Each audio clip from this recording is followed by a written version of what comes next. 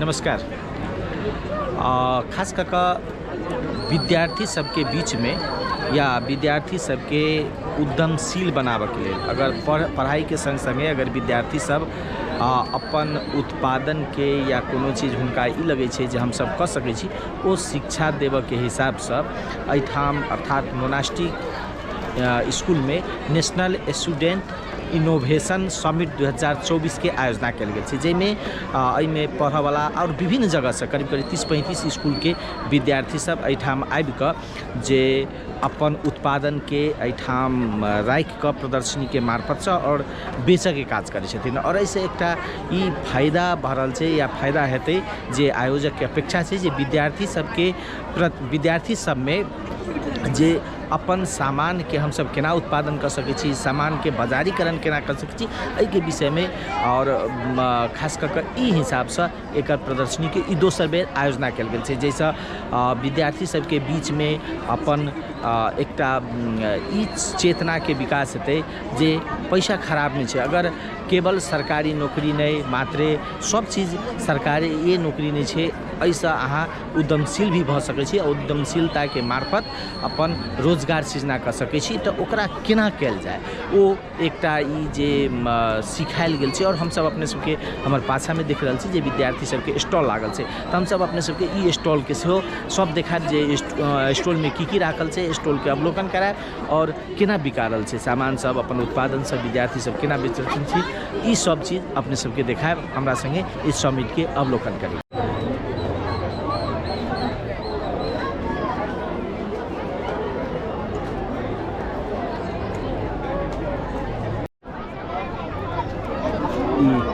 विद्यार्थी सबके जे देखल छै प्रदर्शनी छै और एहिमे अपन उत्पादन सबके जेना एठाम ई मिथिला के चित्रकला के सब निर्माण कयल गेल छै से सामग्री छै, तो एहि रूप से विभिन्न सामग्री सबके विद्यार्थी सब अपन बेच कर जे हुनकर बिक्री हेतै तो अपन उत्पादन सेहो छै। इसलिए जेना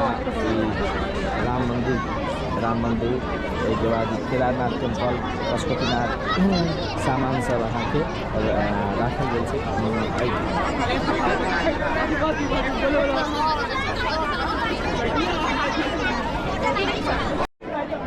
अपना सबके जेना मिथिला के जे सामान सब छै सिक्की के दलिया, तकर बाद सूप सब और ओहिमे अहाँ के कलाकारी कयल गेल छै जे मिथिला के पेंटिंग चित्रकला कयल गेल छै। तकर बाद सिंदूर राखऽ के लेल जेना पहले विवाह होइ तऽ एहिमे अनिवार्य रूप से सिंदूर राखल छै जे लोक भऽ रहल छै ओ एहिठाम राखल गेल छै, अपने सबके देख रहल छी।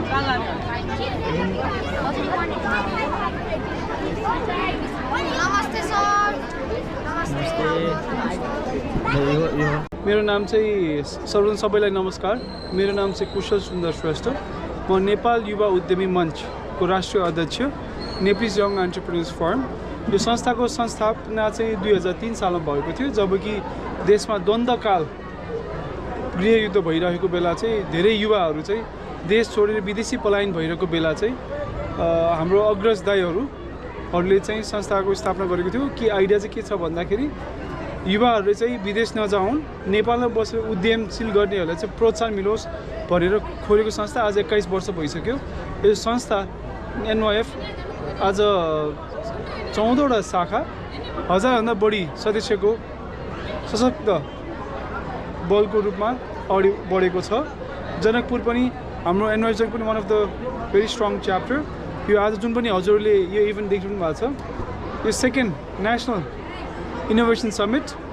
यसमा चाहिँ हामीले एउटा के उजागर गर्न खोजिरहेको छौँ भन्दा समाजमा चाहिँ उद्यमशीलता भनेको चाहिँ सानैदेखि आफ्नो स्कुलमा घरमा चाहिँ प्र्याक्टिस गर्नुपर्ने, बुझ्नुपर्ने, सो द्याट बच्चाहरू चाहिँ भोलि गएर काम रोजगार नखोजौँ, रोजगार दिने क्षमता बनाउन् भन्ने चाहिँ हाम्रो उद्देश्य हो।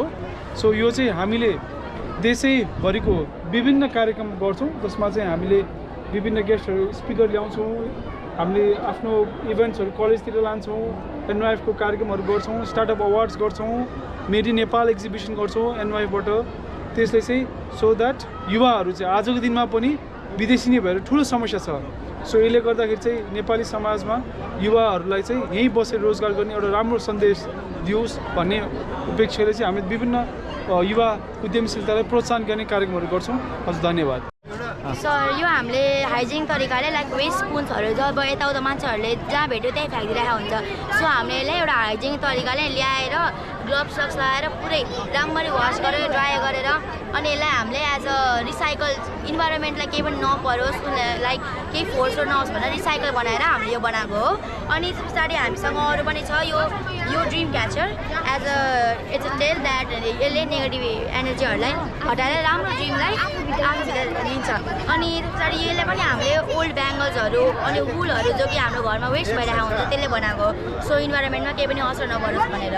अनि सर हामी भाइले बनाउनु भएको आर्ट हो है सर हेर्न सक्नुहुन्छ। हजुर यसको प्राइस चाहिँ 800बाट स्टार्ट हुन्छ र 5500मा सकिन्छ प्राइस। अनि क्यान्डल्स चाहिँ तपाईँले हेरि सक्नुहुन्छ होला डिफ्रेन्ट भेराइटीको छ सेन्टेड छ भ्यानिलाहरू छ। इन्ट्रेस्टेड हुनुहुन्छ भने बुक गर्दा हुन्छ।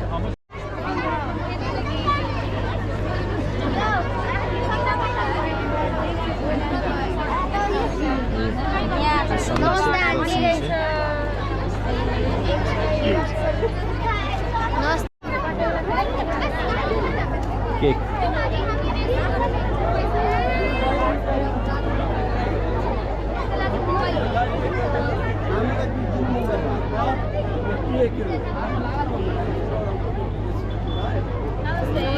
नमस्ते।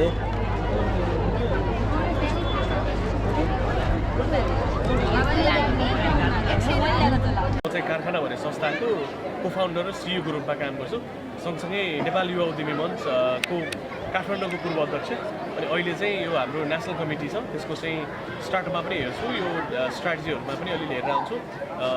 सो आजको यो हजुरले देखिरहनु भएको कार्यक्रम चाहिँ हामीले नेसनल स्टुडेन्ट इनोभेसन समिट भनेर अर्गनाइज गर्दै गर्दाखेरि एउटा सिम्पल आइडिया छ। सानै उमेरदेखि पैसा भन्ने कुरा चाहिँ नराम्रो होइन है, बेच्न डराउनु पर्दैन, नाफा भनेको ठगी होइन, आफूले बनाएको सामान बेच्न मिल्छ। उद्यमशीलता भनेको त कुनै एउटा समस्या समाधान गरेर त्यो समस्या समाधानलाई कसैले पैसा तिरेर लिनु हो नि त। एक हिसाबले हेर्ने हो भनेदेखि सानो उमेरदेखि विद्यार्थीहरूले केही बनाउन सिके, आफूले बनाएको कुरालाई चाहिँ एउटा बिजनेसको रूपमा हेर्न सिके, त्यो बिजनेसमा भएको कुराहरूको नाफा नोक्सान हिसाब किताब गर्न अलिकति आइडिया भयो। अनि यो त बिग्द पनि रहेछ, यसबाट त पैसै कमाउन मिल्दो रहेछ भन्ने आइडिया भयो भने सानै उमेरदेखि त्यो सकारात्मक सोच सुरु हुन्छ नि त विकास हाम्रो व्यवसायलाई लिएर होइन, बिजनेसलाई लिएर। अब खास एनवाइएफको हाम्रो ठुलो उद्देश्य भन्यो भने सकारात्मक व्यावसायिक सोचको विकास भन्छौँ हामी होइन।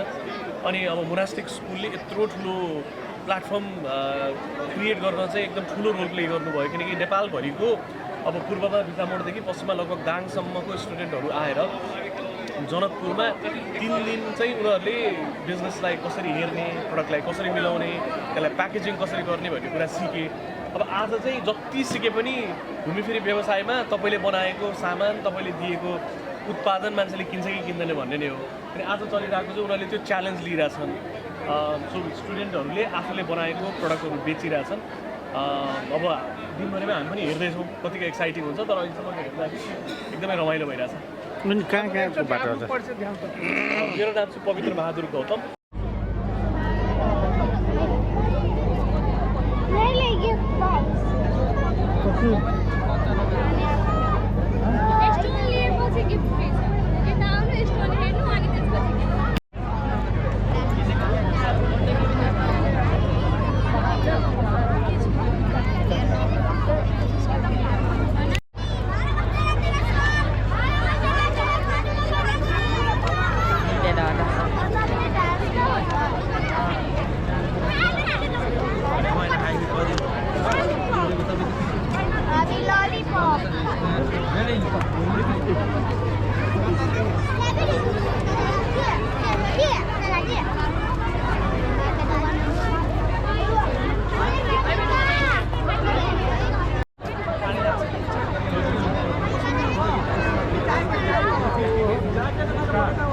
सोनू कुमार साहब है ना, हम मोनास्टिक स्कूल के मैनेजिंग डायरेक्टर के रूप में काम कर रहे हैं और NYEF जनकपुर चैप्टर के प्रेसिडेंट से हम सब ये दोसर स्टूडेंट इनोवेशन समिट एहि बेर कर रहे हैं। लास्ट ईयर हम सब कर ले रहे, वही में लास्ट ईयर में 8टा स्कूल बाहर से आए थे।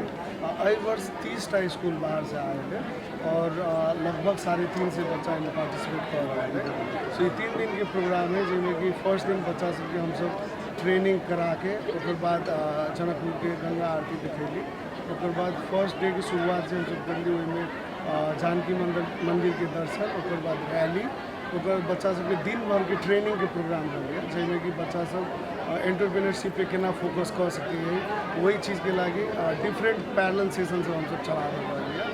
और उसके बाद आई के दिन हमारा सबके ओपनिंग सेरेमनी कह के उसके बाद हाट बाजार के मेन कॉन्सेप्ट है, जिसमें बच्चा सब हर एक जगह बच्चा अपन सामान सब बना के लाए, वही चीज़ के वो सब बेचे की कोशिश कर रहा है कि केना बेचते किए।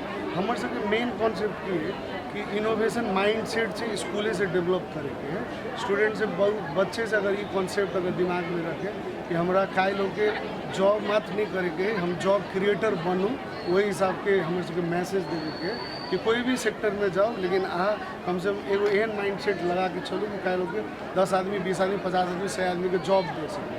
तो वही कारण से ये सब चीज़ करा रहा है। और अभी स्कूल सब अहाँ के जनकपुर, महेंद्रनगर, अहाँ के हेटौड़ा, भैरवा बुद्धबल, डांग, उसके बाद विराटनगर, उसके बाद काठमांडू, भक्तपुर, उसके बाद झापा, विराटनगर, ये सब से लगभग आए थे। लगभग 15 टू सिटी से बच्चा सब आए थे और वही हिसाब से ये सब कोशिश में लागल है।